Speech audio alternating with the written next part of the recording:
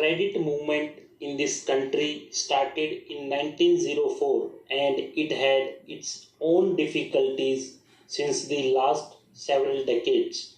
The main problem regarding cooperative credit has been that it has been untimely and inadequate.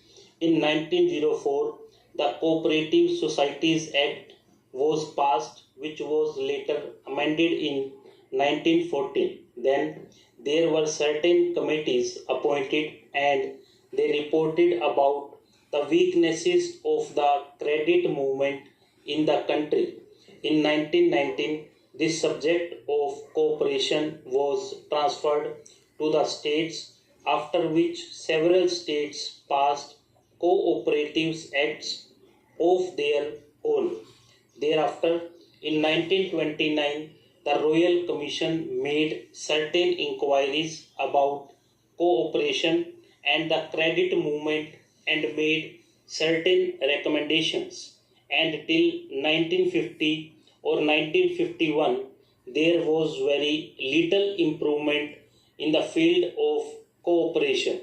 In 1951, the Reserve Bank of India appointed the Rural Credit Survey Committee, which brought about its report in 1954.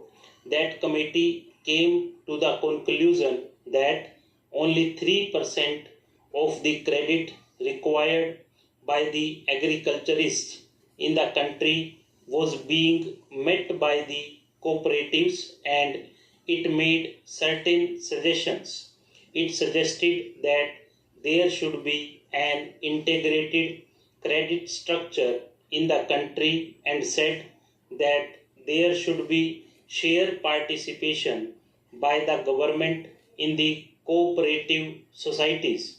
It suggested that the government should take shares in the cooperative societies so that the cooperative movement can get strength through government participation.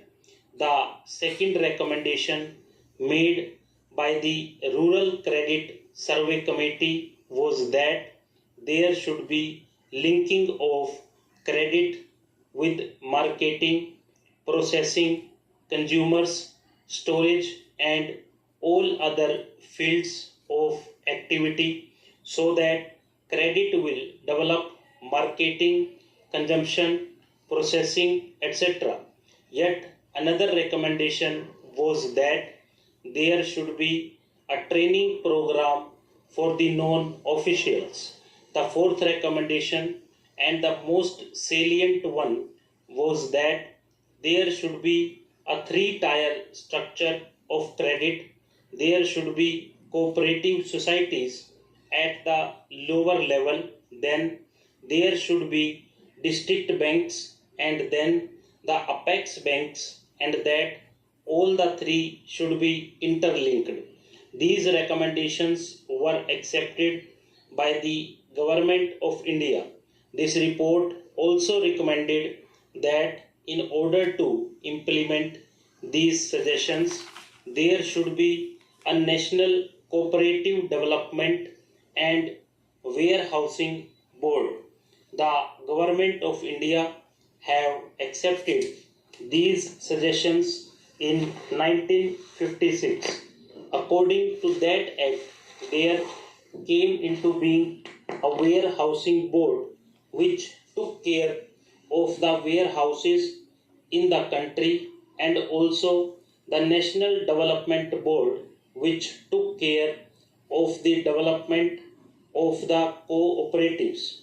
It was first thought that the two boards should be worked out under two different acts, but as both the subjects were administratively under one ministry at that time, namely the Ministry of Food and Agriculture, it was thought proper at that stage that the same act should administer the National Development Board and the Warehousing Corporation.